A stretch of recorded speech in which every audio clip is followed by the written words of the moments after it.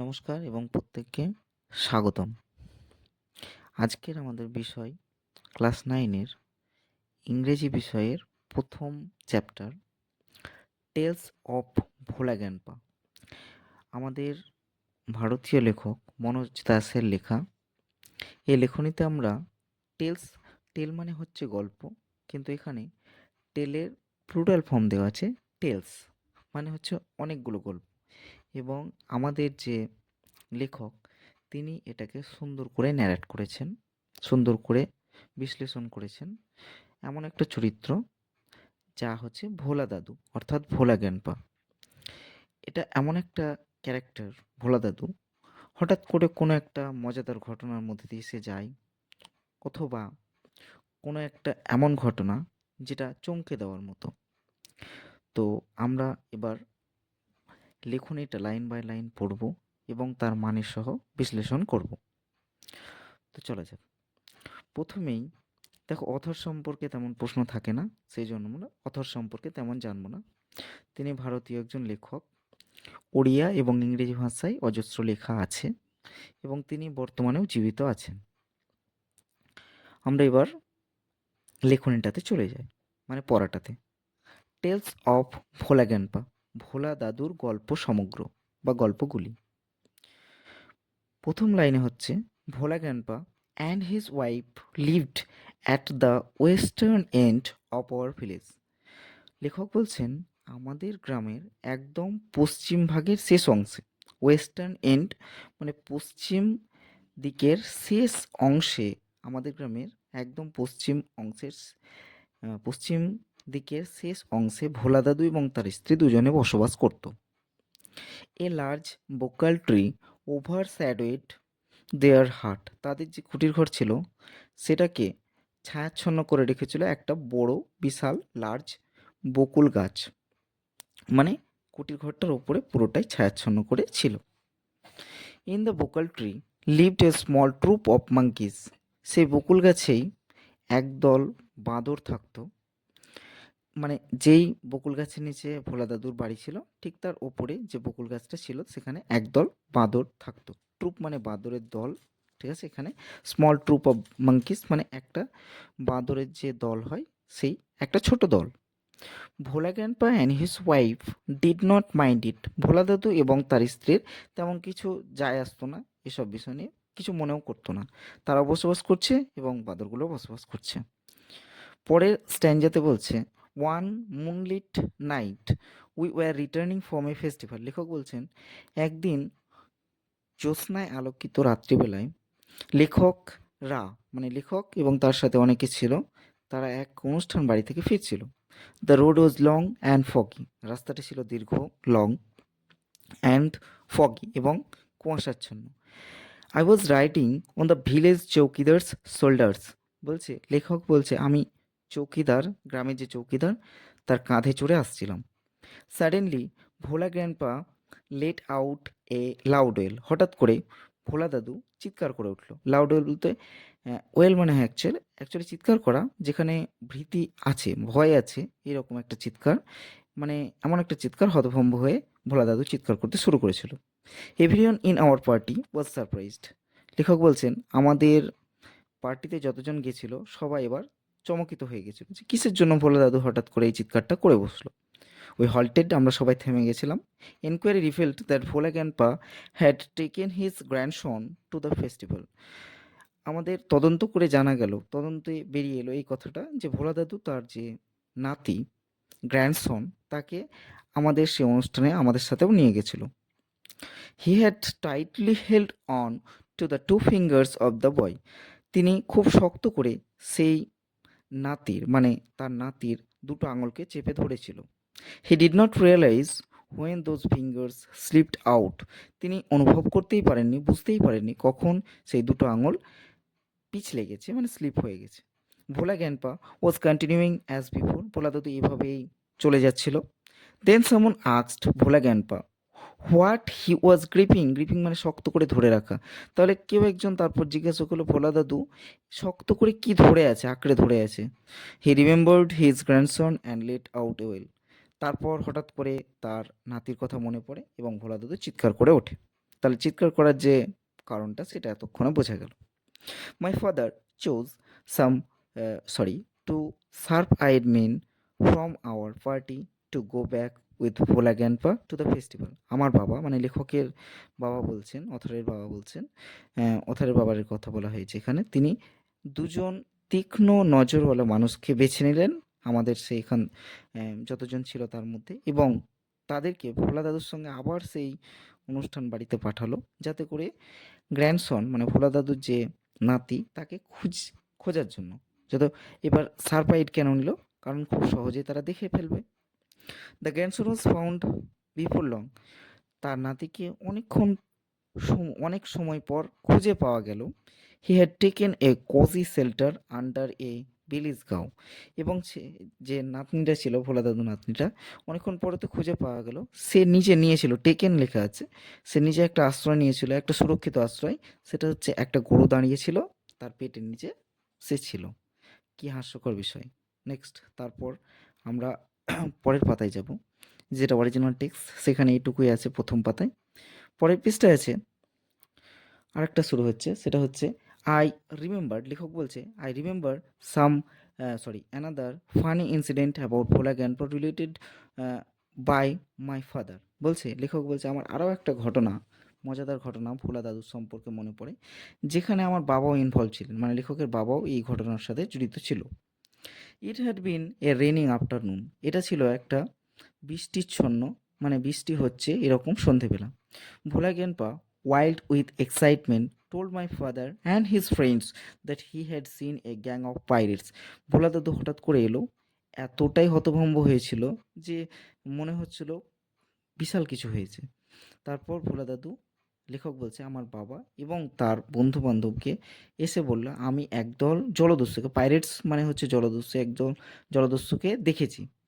They were burying a large box under one of the sand dunes on the seashore by our village. বলছে আমাদের গ্রামের পাশেই যে সমুদ্র তট, সেখানে যে বালিয়াড়িগুলো আছে, স্যান্ড ডিউন্সগুলো আছে, সেইগুলোর মধ্যে কোনো একটা বালিয়াড়িতে এই যে জলদস্যুরা ছিল তারা একটা বড় বাক্সকে মানে খুঁড়ে সেখানে পুঁতে রাখছিল, মানে সেটাকে মাটির নিচে চাপা দিচ্ছিল। Aton's father and his friends started looking for the hidden treasure. ঠিক সেই মুহূর্ত থেকে লেখকের বাবা এবং তার বন্ধুরা সেই হিডেন ট্রেজার মানে লুকানো যে সম্পদ সেটা খুঁজতে শুরু করে। Evening first to the one to night. সন্ধে গড়িয়ে রাত হলো। Moon light came in through the clouds. কী করছে? চাঁদের আলো মেঘের ফাঁক দিয়ে নিচে নেমে আসছে। A pack of jackals were howling. এক প্যাক, এখানে এ প্যাক অফ জ্যাকলস মানে হচ্ছে একদল শিয়াল। এবার কি করছে? তাদের হাউলিং, তাদের যে আওয়াজ হয় সেটা করছিল।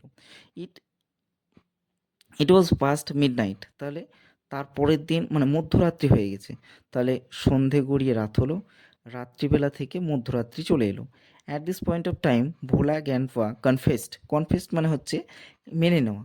কোনো একটা ভুল করেছো, কেউ করেছে সেটাকে মেনে নিচ্ছে। তাহলে ভোলা দাদু কনফেসড করছে, মেনে নিচ্ছে that there was no real treasure. সেখানে কোনো প্রকৃত সম্পদই ছিল না বা সম্পদ নেই। It was all a dream which he had during his midday nap. এটা সম্পূর্ণটাই ছিল একটা স্বপ্ন, যেটা তিনি যখন দুপুরবেলায় ঘুমিয়েছিল তখন এই স্বপ্নটা এসেছিল।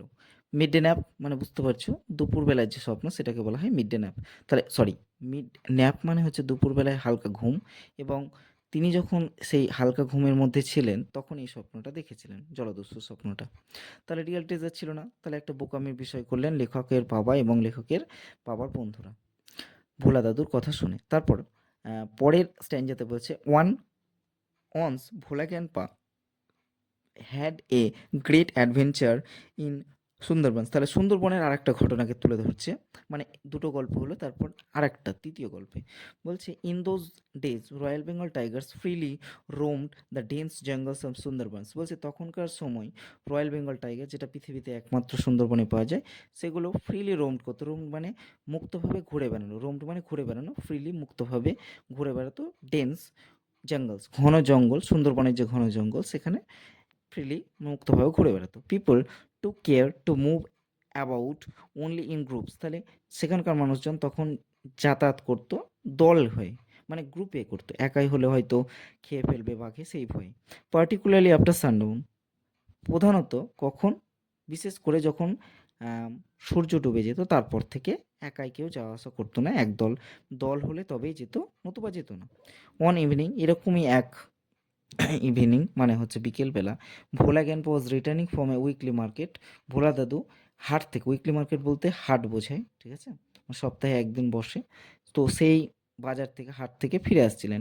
Suddenly at a distance of about 5 years behind him, তার পিছনে উম, প্রায় 5 ইয়ার্ড, ইয়ার্ড হচ্ছে একটা মাপের একক, তো 5 ইয়ার্ড পিছনে তিনি দেখলেন, he heard a growl of a royal Bengal tiger. এই গ্রাউল বলতে হচ্ছে বাঘের গর্জনকে গ্রাউল বলা হয়, তাহলে একটা রয়্যাল বেঙ্গল টাইগারের যে গর্জনটা তিনি শুনতে পাচ্ছেন, আর এটা সাধারণত ওই 5 ইয়ার্ড দূরেই ছিল তার কাছ থেকে। ভোলা জ্ঞানপ টার্ন, ঘুরে দাঁড়ালো, and found the bright gauge, gauge বলতে দৃষ্টি, এক দৃষ্টে তাকিয়ে থাকে, এইভাবে তাকিয়ে থাকে রেগে, সেটাকে গেজ বলা হয় থেকে, of the tiger on his face, তার মুখে একদম দেখতে পাচ্ছে সেই বাঘের যে দৃষ্টিটা, সেই দৃষ্টিটা অ্যাকচুয়ালি কুদৃষ্টি বলতে পারো, যে তাকে খেয়ে ফেলবে এরকম একটা দৃষ্টি। পরের স্ট্যান্ডে বলছে, তো ভোলা জ্ঞান পে instantly climbed up a nearby banyan tree, খুব কাছেই, তার কাছে একটা বটগাছ ছিল, সেখানে তৎক্ষণাৎ তিনি কি করলেন, ভোলা দাদু উঠে পড়লেন। The tiger roared and circled the tree about 100 times, circle মানে পাক পাক ঘোরা, তাহলে উম, বাঘটা নিজের গর্জন করলো, রোড করলো, এবং কি করলো, প্রায় 100 বার, 100 বার সেই গাছটার চারিদিকে ঘুরলো। খেতে পায়নি, খিদে পেয়েছে, ভোলা দাদুকে খাবে, এরকম একটা বিষয়।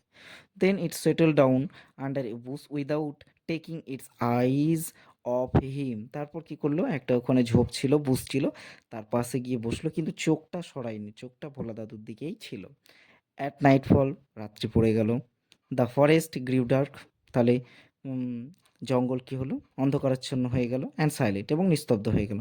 ভোলা grandpa could hear the tiger beating its tail on the dry leaves, Bhola দাদু খুব ভালোভাবে শুনতে পাচ্ছিল বাঘটা তার লেজটাকে শুকনো পাতাগুলোর ওপর কি করছিল, আঘাত করছিল। আওয়ার্স পাস্ট, ঘন্টার পর ঘন্টা পার হয়ে গেল, পাস হয়ে গেল। Dawn broke with a cooing of doves, তাহলে ঘুঘু পাখির ডাক দিয়ে ভোরবেলা ভাঙলো, মানে ভোর হলো। ভোলা গ্যানপা কেম ডাউন, ভোলা গ্যানপা কি করলো, বটগাছ থেকে নেমে এলো। There was a group of men on a mount, a little away, ঢিপি, যেগুলো মাউন্ট বলা হয়, সেই ঢিপির ওপর, মাটির ঢিপিগুলো থাকে, সেখানে কিছুটা দূরে একদল মানুষকে ভোলা দাদু দেখতে পেয়েছিল, কিছুটা দূরেই, লিটল অ্যাওয়ে বয়সে কিছুটা দূরেই। Bhola grandpa climb the mount and requested the first man he saw for some water to drink, তারপরে সেই ঢিবিটার ওপর ভোলা দাদু চড়েছিল, এবং প্রথম যে মানুষটাকে দেখতে পেয়েছিল তাকে জল চেয়েছিল খাওয়ার জন্য। The man had seen the tiger waiting, মানুষটা দেখেছিল বাঘটাকে অপেক্ষা করতে। হি ওয়াজ মাচ বিউল্ডার, বিউল্ডার বলতে চমকিত হওয়া, এবং সেটাও এমন চমকিত হওয়া যে তুমি বিশ্বাসই করতে পারছো না, এরকম একটা বিষয় যদি হয়, তখন বিউইল্ডার্ড কথাটা ব্যবহার করেছে। What is your secret that you simply walked past the hungry beast and it did nothing, he আক্সড ভোলা গ্যানপা, তাহলে সেই লোকটি আবার জিজ্ঞাসা করলো যে এটার রহস্যটা কি, সিক্রেটটা কি, যে তুমি খুব সহজেই এই যে ক্ষুধার্ত জন্তুটা আছে, হাংরি বিস্টটা আছে, তার পাশ দিয়ে চলে এলে এবং সে কিছু করলেও না।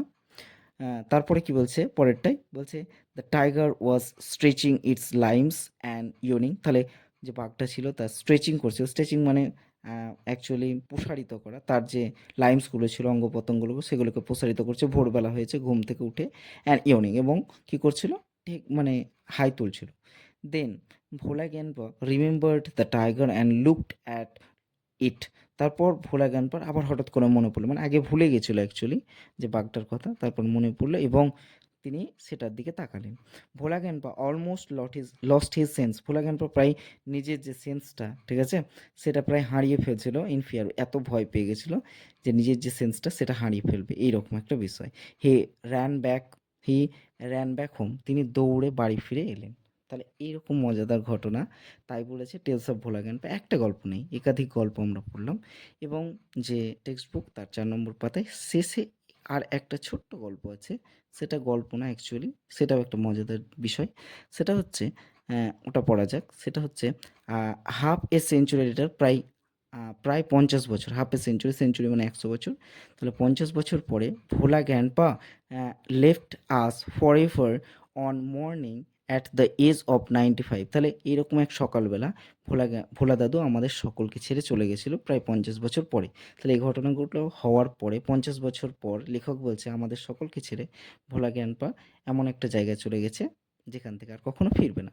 His 80-year-old wife lamented much. তার 80 বছরের যে স্ত্রী ছিলেন, ঠিক আছে, ভোলা দাদুর স্ত্রী, তিনি অনেক কান্নাকাটি করেছিলেন, ল্যামেন্টেড করেছিলেন, অনেক কান্নাকাটি করেছিলেন।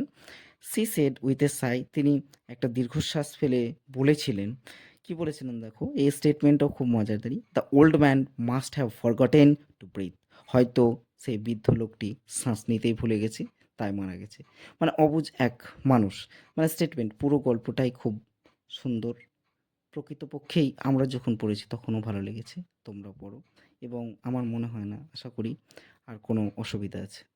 এর পরবর্তীকালে যখন কোশ্চেনগুলো আমরা আলোচনা করব সেটাও ইয়ে হবে। এখন পর্যন্ত এটুকুই। ধন্যবাদ।